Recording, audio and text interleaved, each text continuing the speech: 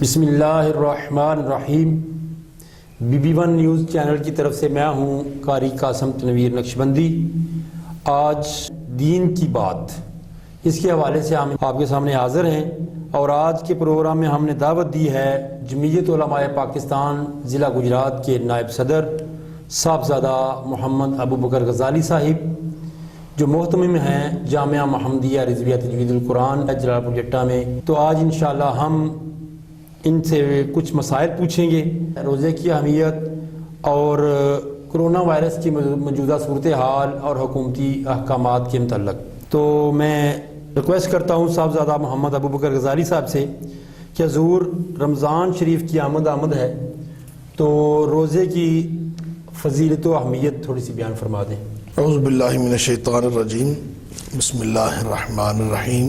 پہلے تو مبارکباد جناب پیش کرتا ہوں BB1 نیوز کی ساری ٹیم کو کہ انہوں نے یہ ایک دین کی بات پروگرام جو ہے وہ شروع کیا ہے۔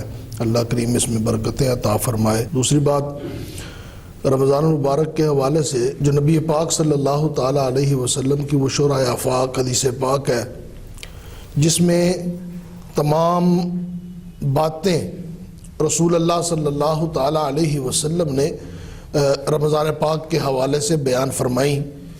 حضرت سیدنا سلمان فارسی رضی اللہ تعالیٰ عنہ حدیث پاک کے راوی ہیں کہ رسول اللہ صلی اللہ تعالیٰ علیہ وسلم نے شعبان کے آخری دنوں میں ایک خطبہ ارشاد فرمایا، اور اس خطبے میں نبی پاک صلی اللہ تعالیٰ علیہ وسلم نے تمام باتیں جو رمضان پاک کی اہمیت اور فضیلت کے بارے میں تھی وہ تمام بیان فرما دی۔ اللہ کریم کے پیارے نبی صلی اللہ تعالیٰ علیہ وسلم نے یہ بات شہر عظیم، یہ عظیم مہینہ ہے۔ دوسری بات، شہر مبارک، یہ برکتوں والا مہینہ ہے۔ پھر ارشاد فرمایا کہ اس مہینے میں ایک ایسی رات ہے جو 1000 مہینے کی راتوں سے بہتر ہے۔ اس مہینے کے جو روزے ہیں ان کو فرض کیا گیا ہے، ان کو قیام اللیل رات کی عبادت کو جو ہے وہ نفلی عبادت مقرر کیا گیا ہے۔ نبی پاک صلی اللہ تعالیٰ علیہ وسلم نے اگلا جملہ ارشاد فرمایا کہ جو بندہ من تقرب فیہ بخصلۃ من الخیر، جو بندہ ایک نیکی کرتا ہے اللہ کریم اسے ایک فرض کا ثواب عطا فرمائے گا، اور جو ایک فرض ادا کرے اس ماہ مکرم میں اس کو اللہ کریم 70 فرائض کا ثواب عطا فرمائے گا۔ نبی پاک صلی اللہ تعالیٰ علیہ وسلم نے ارشاد فرمایا کہ یہ صبر کا مہینہ ہے، کہ بندہ اس میں صبر کرتا ہے، رزق بندے کے سامنے موجود ہوتا ہے، دسترس بھی اس رزق پر ہوتی ہے کہ وہ اس رزق کو کھا سکتا ہے، لیکن اللہ کا حکم نبی پاک صلی اللہ تعالیٰ علیہ وسلم کے فرامین کو دیکھ کر انسان صبر کرتا ہے۔ یہ صبر کا مہینہ ہے، اور نبی پاک صلی اللہ تعالیٰ علیہ وسلم نے ارشاد فرمایا وَالصَّبْرُ ثَوَابُهُ الْجَنَّةُ، نبی پاک صلی اللہ تعالیٰ علیہ وسلم نے ارشاد فرمایا صبر کا ثواب جنت ہے۔ وشہر المواسات، یہ مواسات برابری کا مہینہ ہے۔ ماشاءاللہ۔ نبی نبی پاک صلی اللہ تعالیٰ علیہ وسلم نے ارشاد فرمایا اس مہینے میں مومن کا رزق بڑھا دیا جاتا ہے۔ تو پھر نبی پاک صلی اللہ تعالیٰ علیہ وسلم نے اس وقت جو بندہ کسی بندے کو روزہ افطار کرائے اور پیٹ بھر کر اس کو کھانا کھلائے سقاہ اللہ حوضی، نبی پاک صلی اللہ تعالیٰ علیہ وسلم نے ارشاد فرمایا اس بندے کو اللہ کریم میرے حوض سے پلائے گا، اور ایسا جام ہوگا، نبی پاک صلی اللہ تعالیٰ علیہ وسلم نے ارشاد فرمایا لا یظمأ حتی یدخل الجنہ، اسے پھر اس کے بعد وہ گھونٹ پینے کے بعد پیاس نہیں لگے گی جب تک وہ جنت میں داخل نہیں ہو جائے گا۔ اس ماہ مکرم کا پہلا عشرہ جو ہے، پہلا حصہ جو ہے وہ رحمت ہے، دوسرا حصہ مغفرت ہے، آخری حصہ دوزخ سے آزادی کا ہے۔ کوئی بندہ اپنے ماتحت پر جو ہے وہ تخفیف کرتا ہے، اس کے کام کو ہلکا کرتا ہے، تو نبی پاک صلی اللہ تعالیٰ علیہ وسلم نے ارشاد فرمایا اللہ کریم اس کی مغفرت فرما دے گا، اور اللہ کریم اس کو جہنم سے آزاد فرما دے گا۔ نبی پاک صلی اللہ تعالیٰ علیہ وسلم کی حدیث پاک ہے، ماہ مکرم جو ہے اس میں اللہ کریم شیطان کو جکڑ دیتا ہے، جنت کے دروازے کھول دیے جاتے ہیں۔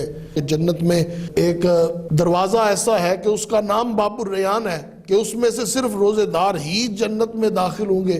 حضور ریکویسٹ یہ ہے کہ بندہ روزہ رکھتا ہے لیکن مسائل سامنے یہ آتے ہیں کہ اکثر لوگ یہ پوچھتے ہیں کہ کون سے ایسے اعمال ہیں اگر بندے سے سرزد ہو جائیں تو بندے کا روزہ ٹوٹ جاتا ہے؟ لیکن جی اس بارے میں جو جدید تحقیق ہے، جو علماء نے جدید تحقیق کی ہے، اس بارے میں بڑی ایسی باتیں ہیں. ان میں سے کچھ باتیں جو ہیں وہ آپ کے سامنے میں رکھ دیتا ہوں. الٹی، اس کے بارے میں ہم سنتے ہیں جی الٹی آ گئی تھی، وہ روزہ ٹوٹ گیا. روزہ اس حالت میں ٹوٹتا ہے کہ جب بندہ وہ جو بندے کو آئی ہے وہ واپس چلی جائے، تب روزہ کو نقصان ہوگا. گلوکوز ڈرپ وغیرہ لگوانا، اس سے روزہ نہیں ٹوٹے گا. انسولین، سرما، آنکھ، کان اور ناک. جی کان جو ہے وہ اگر آنکھ میں بندہ آئی ڈراپس ڈالتا ہے تو اس کا جو ہے نا وہ اثر جو ہے وہ حلق میں محسوس ہوتا ہے، اس سے روزہ ٹوٹ جائے گا. اگر انہیلر ہم لیتے ہیں تو اس سے روزہ ٹوٹ جائے گا. حیض سے، نفاس، اس طرح کی معاملات ہیں. ناک میں اگر دوائی ڈالی جائے تو اس سے بھی جو ہے وہ روزہ ٹوٹ جاتا ہے. ایک بندہ حضور سویا ہوا ہے اور اس کو پتہ بھی نہیں ہے اور اس کا خروج وغیرہ ہو جاتا ہے یا اس طرح کا احتلام سے روزہ نہیں ٹوٹتا. اس میں تو اس طرح کی بھی موجود ہے کہ اگر آپ کی آنکھ کھلی کہ وقت کم ہے سحری میں، آپ پہلے سحری کھا لیں، سحری کے بعد آپ جو ہے وہ غسل کر لیں. اگر آپ روزے کی حالت میں ہیں، فجر کے بعد عموماً ہوتا ہے کہ بندے سو جاتے ہیں، اگر فجر کے بعد آپ سوئے ہیں تو اس وقت آپ کو جو ہے یہ احتلام وغیرہ یا کچھ اس طرح کا معاملہ اگر ہوتا ہے تو اس سے بھی روزہ نہیں ٹوٹے گا. دوسری بات یہ ہے حضور کہ یہ بھی کرونا وائرس کے حوالے سے یہ ایک وبا ہے، اس میں حکومت نے ایک تفصیلی لائحہ عمل تیار کیا شرعی حوالے سے بھی، مساجد میں بھی اور ہر جگہ پہ. تو یہ حکومت نے لائحہ عمل تیار کیا ہے اور یہ فاصلہ رکھ کے نماز پڑھنے کو بولا ہے. شرعی حیثیت اس کی کیا ہے؟ کرونا کے حوالے سے جناب ہمیں احتیاط بھی کرنی ہے اور احتیاط کے ساتھ ہمیں اللہ کی طرف آنا ہے، توبہ استغفار کرنی ہے. اور جب یہ اللہ کی جانب سے ہے تو پھر یہ جو ہمارا نعرہ ہے نا جی ہمیں کرونا سے ڈرنا نہیں لڑنا ہے، یہ غلط ہے. پھر ہم اس سے احتیاط کریں، ہم اللہ کی بارگاہ میں جائیں، جا کے توبہ استغفار کریں، اللہ ہمیں معاف کر دے. ہمارے جو اعمال ہیں وہ ہمارے سامنے ہیں. جس طرح کہ ہم سن رہے ہیں یہ دنیا کا بنایا ہوا ایک وائرس ہے، تو پھر جو ہے یہ ہمارا یہ نعرہ ٹھیک ہے کہ ہمیں اس سے لڑنا ہے، احتیاط بھی کرنی ہے.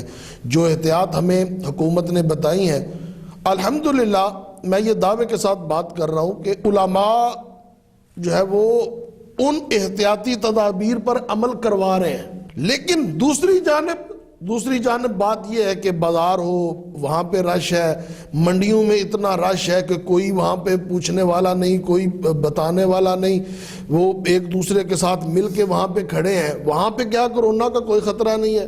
ہاں میں نے کل دیکھا تھا کہ وہ غالباً فروٹ منڈی میں بولی لگ رہی ہے اور وہ وہاں سے فروٹ خرید رہے ہیں اور کسی کو کوئی کرونا کی پرواہ نہیں ہے، ماسک بھی علیحدہ کیے ہوئے ہیں منہ سے، اور یہ سارا معاملہ ہے. لیکن بات یہ کہ اس کی شریعت سی، میرا سوال یہ تھا اس کی شریعت سی ہے جو گورنمنٹ نے کہا ہے ہمیں کہ نماز میں فاصلہ رکھنا چاہیے. جی اس بارے میں جو ہے وہ علماء کا فتویٰ، مفتی اعظم پاکستان ہے حضرت مفتی منیب الرحمان صاحب، ان کا فتویٰ بھی آ چکا ہے. مفتی تقی عثمانی صاحب ہے، ان کا فتویٰ بھی آ چکا ہے.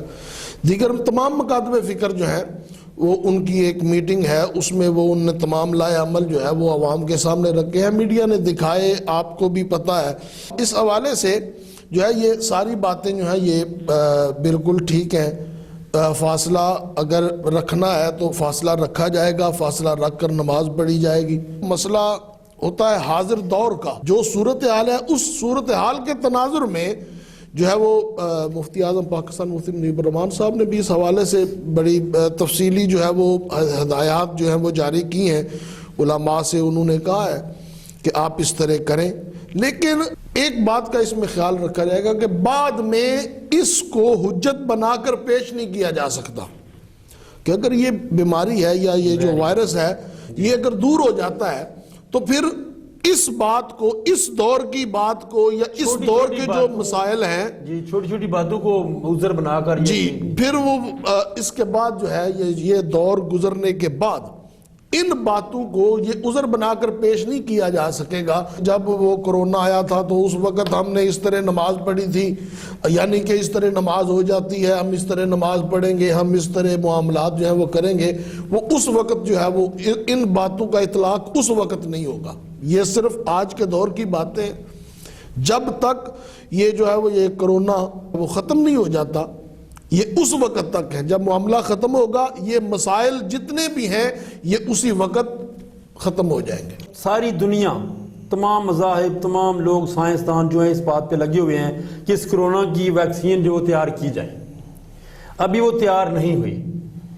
اب ہمارا دین یہاں پر کیا کہتا ہے، کون سے وظائف جو ہیں ہم اس کے حوالے سے وہ پڑھیں، ادا کریں، تو اللہ تبارک و تعالیٰ یہ اس کو ہم سے دور فرما دے گا۔ جناب محترم، بات یہ ہے کہ اس حوالے سے جو ڈاکٹر حضرات ہیں، ہمارے طب کا عملہ ہے یا میڈیکل کا عملہ، انہوں نے یہ تمام باتیں عوام کے سامنے رکھی ہیں کہ اس سے کیسے بچا جا سکتا ہے، وہ تمام باتیں موجود ہیں۔